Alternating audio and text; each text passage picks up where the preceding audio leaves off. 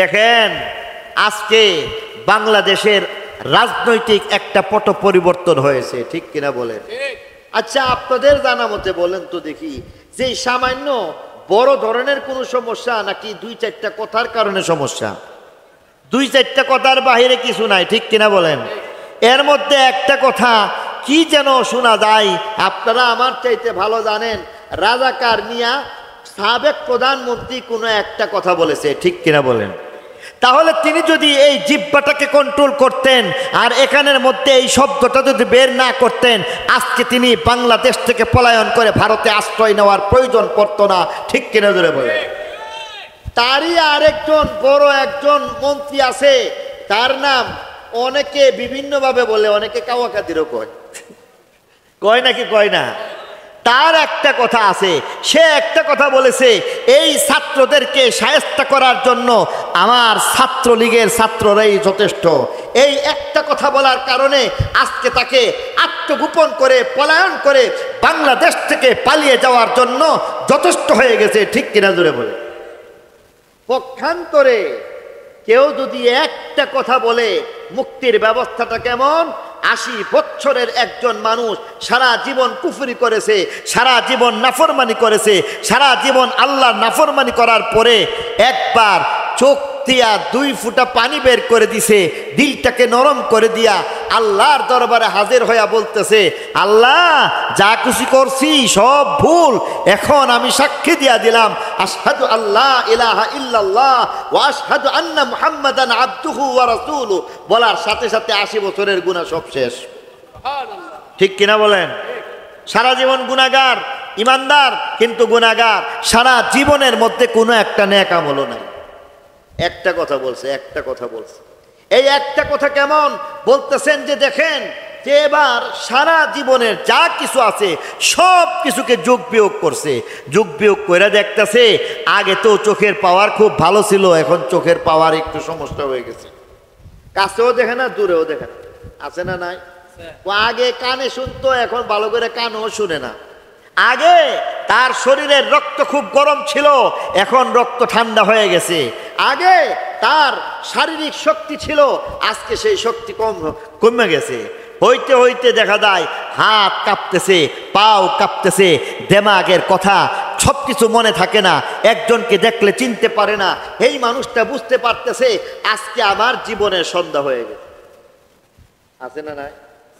এই মানুষটার কথাই হাদিসের এক কথা, হাদিসে কুদসির মধ্যে দেখা গেছে এই এমন একজন গুনাহগার ব্যক্তি আল্লাহর দরবারে গিয়ে একটা কথাই বলছে। এমন একজন ব্যক্তি আল্লাহর দরবারে গেছে, আবার চিন্তা করতেছে সারা জীবনে কোনো একটা নেক আমল নাই, আর সারা জীবন আল্লাহর নাফরমানি করেছি, সারা জীবন নামাজ রোজা হজ যাকাত আল্লাহকে ডাকা কোনোটাই কিছু করি নাই, জিকির আজকার কোনোটাই করি নাই, সুদ ঘুষ থেকে নিয়ে সব ধরনের অপকর্ম করার পরে এবার আল্লাহ যদি আবার জিজ্ঞাসা করে এই এখন শেষ বেলায় আইছো, 7-5 ভাবতে ভাবতে চিন্তা করতেছে আল্লাহর দরবার ছাড়া তো আর কোনো দুয়ার নাই। এই কারণে কি করলেন? গোসল করে নিছেন। গোসল করার পরে ভালো একটা কাপড় পরছেন, সাদা কাপড় পরছেন। সাদা কাপড় পরিধান করার পরে এবার করতেছেন কি? আল্লাহর ঘরের দিকে রওনা হয়ে গেছেন। তাহাজ্জুদের সময়ের মধ্যে আল্লাহর ঘরের মধ্যে যখন রওনা হয়ে গেছেন, 1 পাও 2 পাও করতে করতে সাহস কইরা এবার আল্লাহর ঘরে প্রবেশ করছেন। আর গিয়া বলছেন একটা কথা, কি বলছেন? উবুলস্ত গরচে হুনর নে সিতদ, উবুলস্ত গরচে হুনর নে সিতদ কে জুজমা পনাহে দিগর নে সিতদ, কে জুজমা পনাহে দিগর নে সিতদ। সাথে সাথে একটা কথাই বলছেন যে আল্লাহ কবুল করলো তুমি, ফিরাই দিল তুমি। কয়টা কথা? কথা তো একটা কথা, একবার একটা কথা বলছে। আল্লাহ বলেন তোমার পিছনের যা আছে সব যদি মাফ না করে আমার লজ্জা লাগে। আল্লাহ মাফ করে দিচ্ছেন। তাহলে বোঝা গেল একটা কথার দ্বারা ধ্বংস হয়ে যায়, রাজত্ব পাল্টে যেতে পারে, আর একটা কথার দ্বারা রাজত্বের আসীন হয়ে যাইতে পারে, একটা কথার দ্বারাই জান্নাতে হয়ে যাইতে পারে। তাহলে মুক্তির পথ কোনটা? জিহ্বাটারে সামলাও।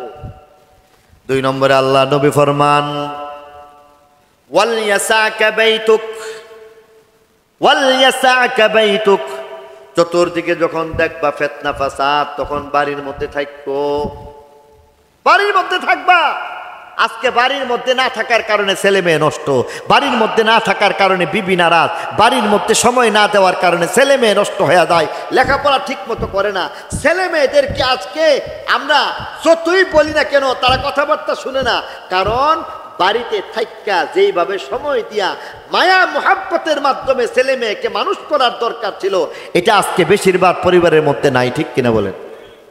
রাত্রে 10টার পরে মেয়ে জাগা, মেয়ে বাহিরে যাইতেছে, অথচ হিন্দু মহিলারাও এমন ছিল। আপনারা নবীনগর এলাকার অনেক মানুষ আছেন, যারা আমার নানির বাড়ির এলাকার মানুষ আছেন, কৃষ্ণনগর আশরাফপুরের মানুষ অনেকে আছেন। ওই এলাকার মধ্যে দেখা গেছে কৃষ্ণনগর বাজার থেকে এই আশরাফপুর যাইতে দেখা গেছে হিন্দু পরিবার ছিল। সেই হিন্দু পরিবার দৌলতপুর যখন যাইতো, তখন এরাও ঘুমটা দিয়ে চলার সাথে সাথে ছাতি দিয়া আড়াল দিয়া দাঁড়ায় থাকতো। পুরুষ মানুষকে দেখলে তারপরে সাইড দিয়া তারপরে গেছে। ঠিক কিনা বলেন?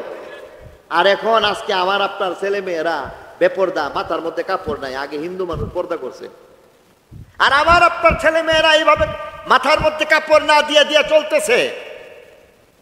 বাড়িতে যদি থাকতাম, ছেলে মেয়েকে যদি বুঝাইতাম, তাহলে এই ছেলে মেয়েগুলি নষ্ট হইতো না। ঠিক কিনা বলেন?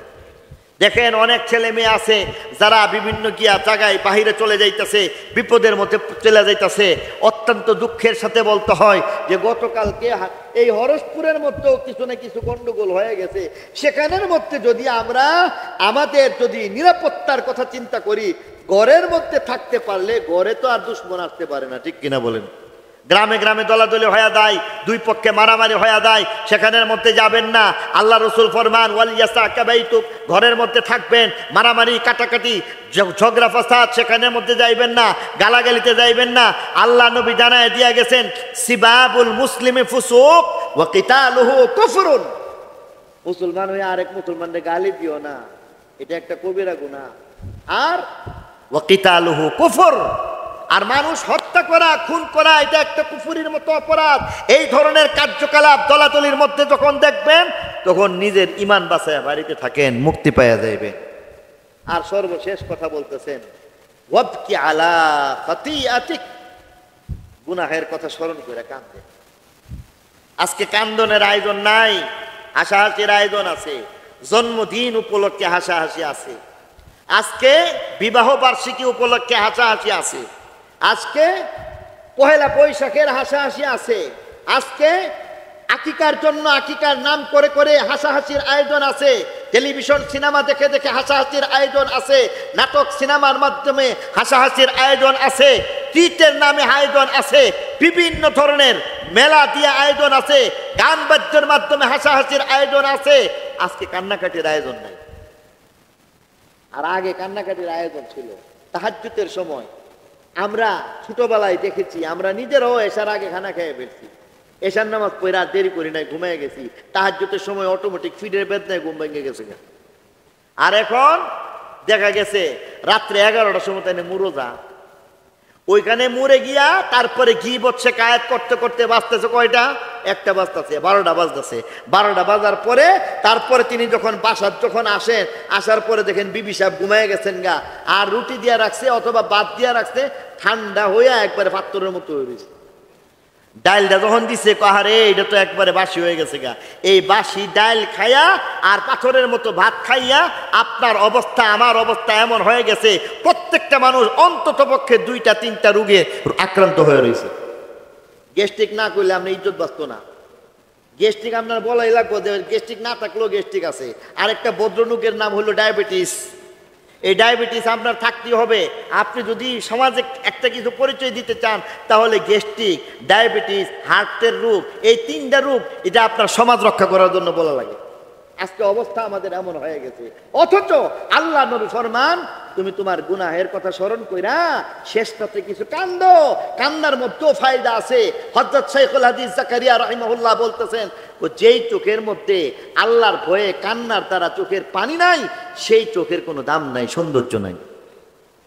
আগে এই আয়োজনের মধ্যে কি ছিল?